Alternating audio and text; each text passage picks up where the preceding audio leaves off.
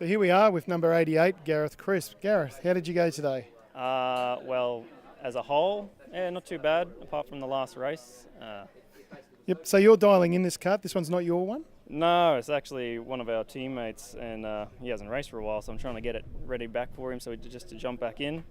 And it's a little bit of an uphill battle at the moment. So I've noticed you've been taking it easy in some areas and been pushing and pushing hard in some areas. And then, of course, in last round 2, we had a little bit of an off after Hungary's. Yeah, well, I'm always trying to push it and see where it needs work. And, last lap I decided to really push it and just came in too hot on one of the faster corners. So mechanical grip's the issue? Mostly mechanical, yeah. Aero is probably really on this track, really on the kinks. Really, it's about the only spot. But just overall, I'm not sure where the balance. Even the whole different chassis, it's just sort of like you got to drive it around a corner differently, and just like from driving my old chassis for so long and just trying to remember, don't drive it like that. That's the hard part for me. Okay, so they've got their own character is what you're getting at. Each kart, each frame, each setup's got its own character. And when you went around up to Hungary's and you put it in backwards, no damage, just into the gravel area. What speed do you reckon were you at when you spun it around? Oh, I had to be 150 at the time it spun.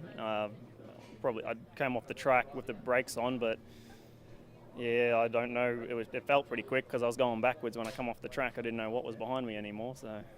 Well, fortunately, there's a little run-up, I think. Yeah. Okay, and they've got all the gravel and the grass and the clay out from inside the floor tray. Yeah, and there's not too much. It wasn't the real loose gravel. It was more of a hard packed gravel, so it's not really where you're meant to come off. And at any time inside the kart, did you feel like you're coming out of the seat or anything like that? No, I was pretty confident.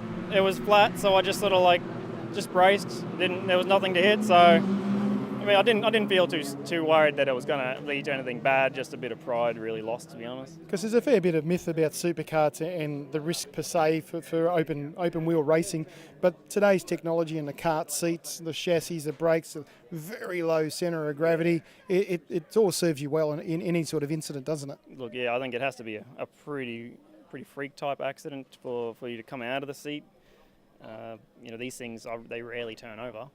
They just, as you said, they're just so low center of gravity.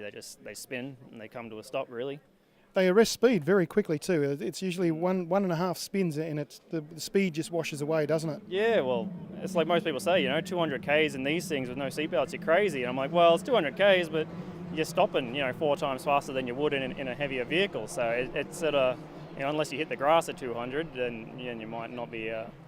As fortunate to come to a stop so quickly, but yeah. All right, well, thanks, Gareth, and best luck for next round.